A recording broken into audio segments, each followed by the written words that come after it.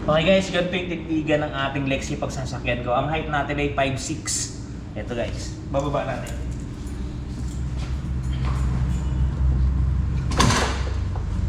And guys, yung proper po tayo, tiptoe.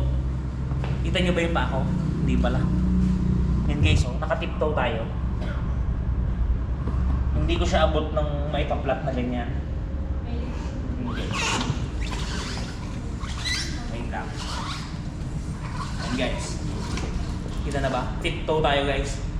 Masyadong mataas to.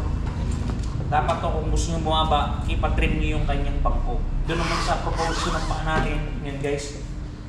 Maluwag na maluwag to. Parang mini and max. Goods to guys. Alright.